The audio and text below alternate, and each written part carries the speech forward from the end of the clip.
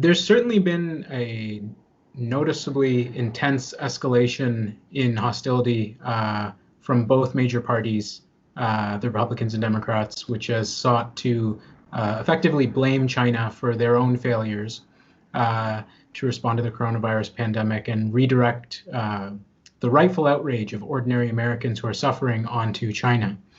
But I think it's important to understand this trend within a broader context. The pandemic and current crisis is being utilized by the U.S. establishment to advance and escalate its long-term, already existing agenda of promoting a new Cold War with China. And in order to understand this, we need to talk a little bit about U.S. History. So basically, since the fall of the Soviet Union, the U.S. Has sought to establish sole global supremacy. And it's pursued endless destructive regime change wars against far weaker countries in an effort to squash anything that threatens this agenda. With China's rise as the world's second most powerful economy, and as a source of an alternative source for investment, financial, diplomatic relationships with a range of countries around the world. As this ascendance has taken place over the past decade, the focus of U.S. foreign policy has shifted from the so-called war on terror to pursuing what's sometimes called a China containment strategy, but what is effectively a new Cold War strategy against China. This originated under the Obama era with the Asia pivot, which has sought to militarily encircle China in the Asia Pacific. It's what Secretary of State called a necessity in order to ensure so-called American leadership into the 21st century. This agenda has become more explicit and more hostile under the Trump administration. So we've seen official rhetoric regularly refer to China's ascendance as a so-called threat. National security documents have identified so-called great power competition as taking over from terrorism as the primary concern of U.S. foreign policy, identifying China along with countries such as Russia and Iran. And we've even seen Secretary of State Mike Pompeo openly refer and openly call the Chinese Communist Party, quote, the central threat of our times, and has called on NATO partners to address this threat, so-called threat. And so, of course, through the Trump administration, we've seen the trade war. We've seen pretty intense diplomatic campaigns to discourage and disrupt China's relations with developing countries through this narrative of so-called debt trap diplomacy, which has been proliferated, and as well as discouraging the U.S.'s own allies from engaging with China. Most noticeably, we've seen the campaign against Huawei. And so while there's certainly been an intensification during the coronavirus pandemic of this agenda, it's important to understand it as a long-term trend and understand it within this context. Yeah, it's been consistently hostile and antagonistic, and it's interesting. It seems so long ago, January, but when the outbreak was first emerging in Wuhan, the overwhelming representation in the Western media was that China was behaving over the top. It was behaving in an authoritarian manner, draconian. It was doing too much, and it was repressing the human rights of its people with the lockdown measures. But this has shifted as the U.S. has struggled to contain the novel coronavirus, and as other Western countries have struggled to contain it. And a lot of these wealthy Western countries have emerged as some of the world's worst coronavirus outbreaks. The media coverage shifted from saying that China did too much to now saying China didn't do enough, that the Chinese government engaged in a cover-up, that it was too slow to act, that it colluded with the World Health Organization, and ultimately that China is to blame for the disastrous situation in these countries with tens of thousands of people dying. This shift also coincides with the Trump administration launching effectively a PR campaign to shift blame onto China for their inadequate response. So we know this from leaked government cables, which have outlined this sort of strategy of seeking to shift the blame onto China and to accuse China of a cover-up. So it's coincided very much with this agenda from Washington. We've seen similar memos from both the leadership of the Democratic Party and the Republican Party seeking to attack each other as being so-called soft on China and enabling China to cause the situation in the United States. And so one can't help but come away from this sort of experience with the opinion that the mainstream Western media's primary concern with respect to China doesn't appear to be honest and balanced reporting, but crafting an anti-China narrative that's useful for the United States and its allies. This unfortunately isn't surprising. We've seen this dynamic play out time and time again. Anytime there's a country that's a so-called enemy that's targeted by US foreign policy, whether it's Iraq, Libya, Syria, Venezuela, Iran, or elsewhere. So this is a long-term trend that happens time and time again within the media that we're seeing again with China. I think it's a reflection of the structure of U.S. and Western political and economic systems. So U.S. and Western political and economic, like these ruling establishments of these countries, their governments, by and large represent the interests of the wealthy and of corporations, of the elites of these countries. And we've seen skyrocketing inequality produced by this throughout the past 4 decades of neoliberalism, which has caused so much upsurge in populist movements and in movements seeking redistributive wealth in these countries. And then if you look at what the governments of these countries and the mainstream parties represent, these elites and corporations, and if you look at the so-called free press, it's run by and large by a very small number of wealthy corporations. So there's an overlap between the interests and politics between the media and the government. And so this is just structurally tends to produce a alignment of narratives. And so you have this sort of structural issue within these countries. So the so-called free press effectively functions like a state media for the United States, for example. And then you also have the fact that there is a sort of revolving door of people between so-called independent think tanks in places like Washington, between major newspapers like the New York Times, Washington Post, and between the sort of government apparatus of policy analysts and different governmental figures, even with the military. And so you have sort of a revolving door between all of these institutions, and it produces really like an echo chamber of the same opinions put forward. And then also there is the trend of them being unwilling to really push back on government narratives, especially with respect to foreign policy. And so, for example, with the coronavirus media coverage, you've seen a lot of US government claims regarding, for example, this conspiracy theory that coronavirus emerged from a lab in Wuhan. Essentially, it's just the headline will be intelligence says, or the US intelligence community says, or State Department cable says. And it's not really pushed back in terms of, well, does the US State Department or government or intelligence agency have perhaps a bias, or do they have an interest in how China is presented? It's just sort of presented and taken as impartial. And so you have this situation where there's a sort of overlapping or collaboration between the so-called free media and the government. Yeah, I think there's a couple different important factors which come together. A lot of times when the United States or Western countries engage in foreign policy or their different agendas with respect to these countries like Iraq or Vietnam or Venezuela, or they usually cloak their language in a noble intention. So today we often hear language of human rights or humanitarianism or democracy being invoked whenever they need to advance their foreign policy agenda. And so this creates a great deal of confusion amongst ordinary people who are, of course, interested in the well-being of others around the world. Most people don't share the agenda of maybe their government, but they do care about things like human rights, about people's well-being.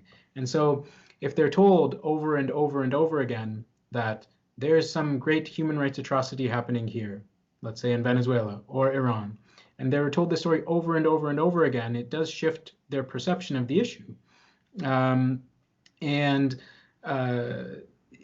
it's related to this sort of media situation we've been talking about, where there's basically any alternative voice there's no real substantial alternative presented within the US and Western media sort of ecosystem. The vast majority of media outlets are controlled by a very small number of corporations, and the vast majority of media that has really any power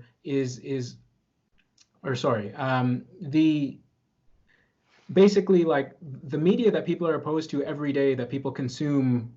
There's a small number of maybe independent alternative outlets, such as my colleagues at who run the Grayzone, that challenge or present an alternative perspective. The vast majority of what people are exposed to every day, that they might read in the newspaper, that they might see if they flick on their TV or go on the internet or go on Twitter, is going to be these massive corporate media outlets, which all push substantially the same narrative.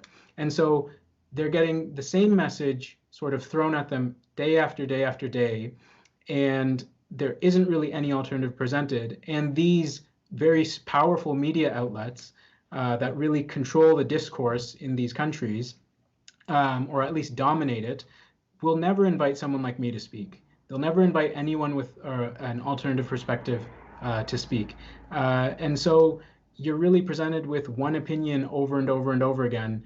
And this does unfortunately shift the way that people perceive the situation, and sort of prevents there being any opposition to these sort of nefarious foreign policy ends, like overthrowing governments or imposing devastating sanctions on a country from the global south, like Venezuela or Cuba or Iran, because people are confused about the situation. And this also builds upon a lengthy history. Like, this isn't some sort of new modern phenomenon. We have centuries of this within Western countries, of sort of imperial colonial relations with the majority of countries in the world in the global south and indigenous peoples. And it also was built upon this sort of noble intention of usually presented in the language of quote unquote civilizing the savage people or the barbarian people. And so this sort of human rights ideology is really built on this long-term foundation of this sort of Western exceptionalism or superiority. In recent years, we've seen the rise of a very powerful, intense sort of narrative with respect to Xinjiang in China. And it's basically been likened to Nazi Germany and concentration camps, and this sort of tyrannical government in China that's oppressing Muslims and is just evil. And this is a story that's basically been treated as unquestionably true, and there's no possible alternative that will be considered.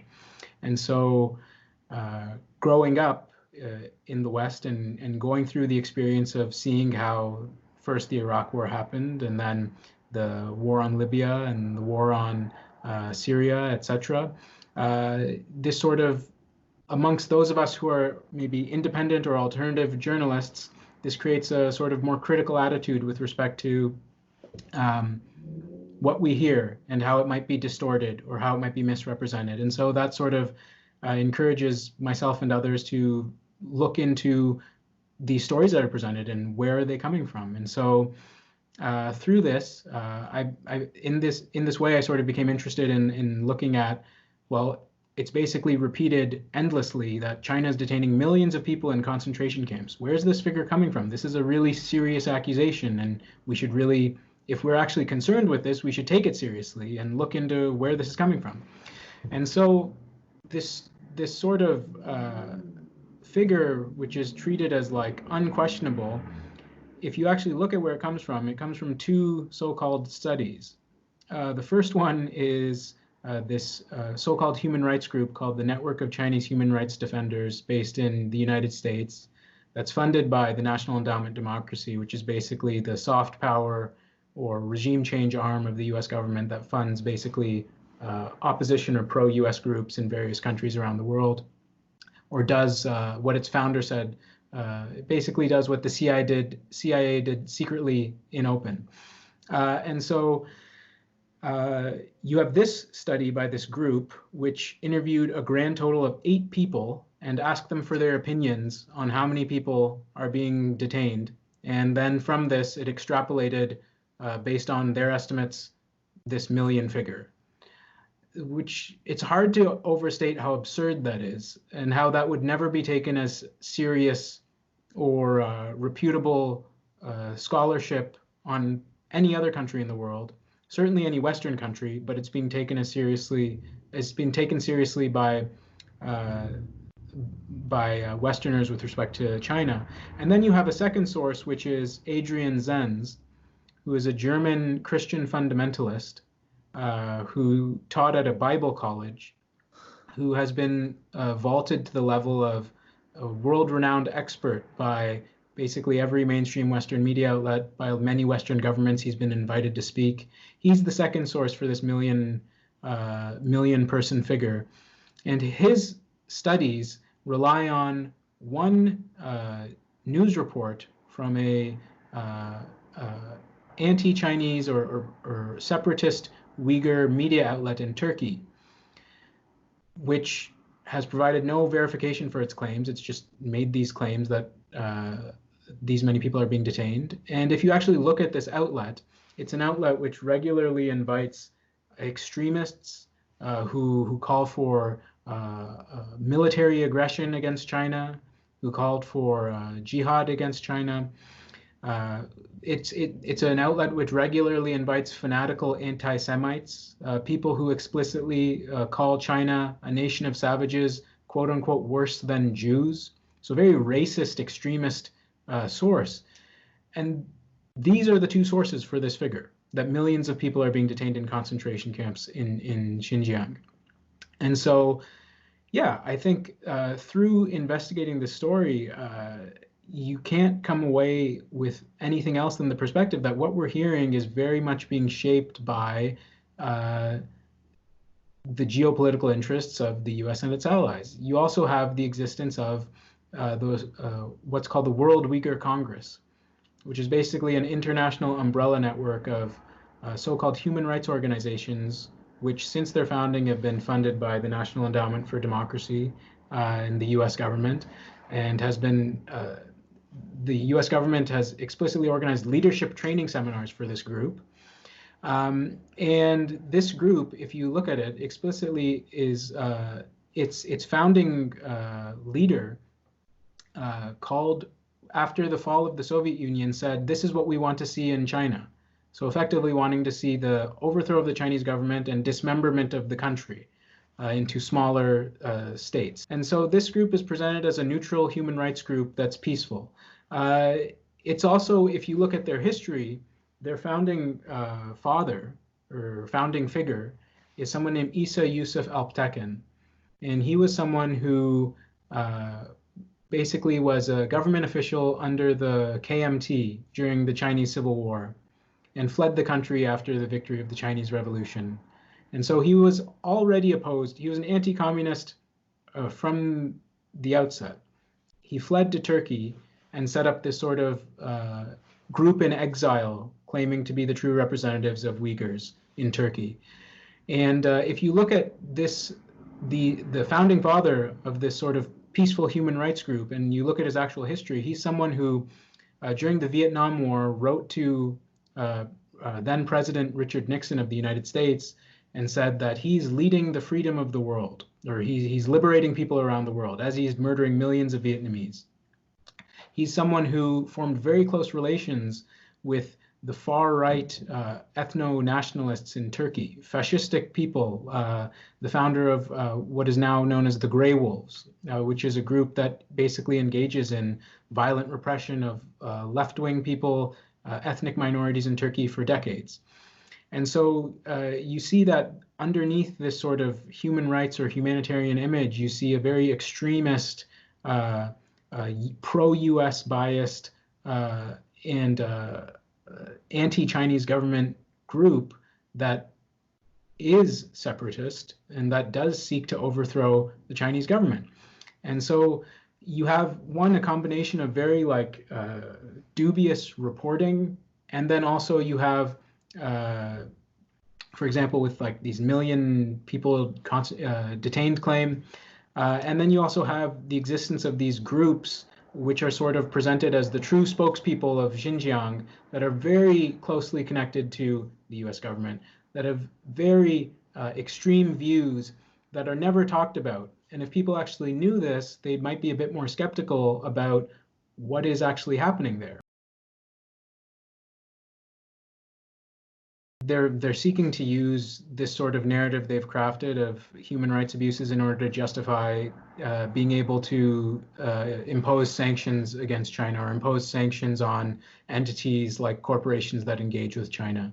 And so it's part of an attempt to put pressure or isolate China or create difficulties for it in order to have better leverage, which is very common strategy that the United States pursues with respect to countries that it opposes or governments that it opposes.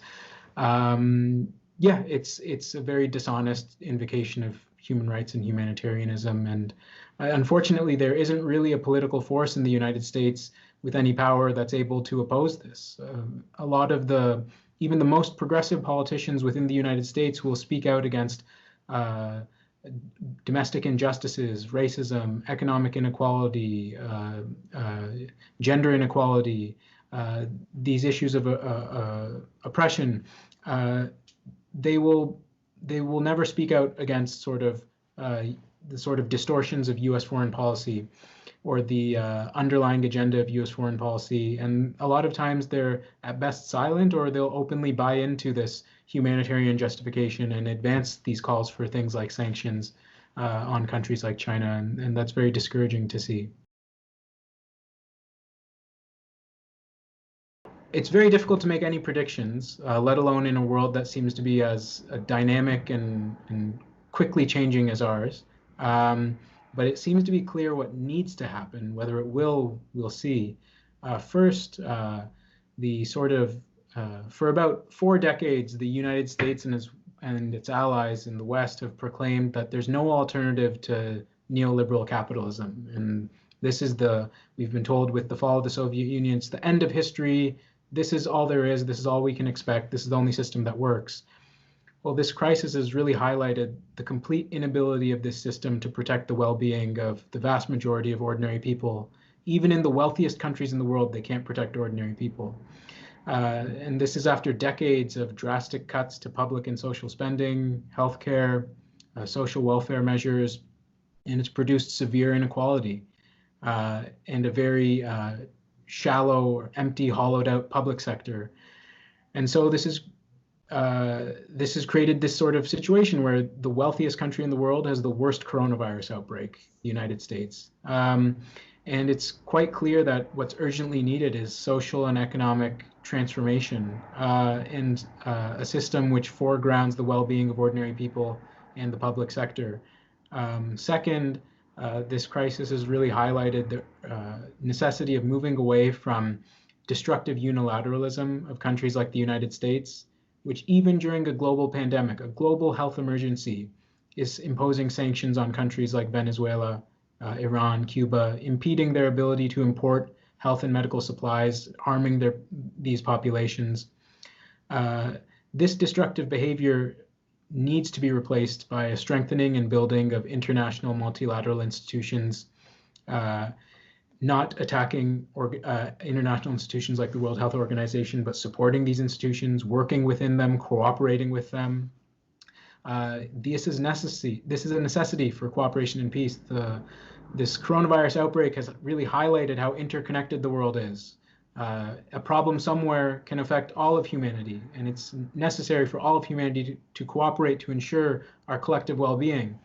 And we need to move away from this sort of destructive, where just one country does whatever it wants, whenever it wants, to an international order that's more democratic and that's in which the actions of countries is determined in a multilateral cooperative manner.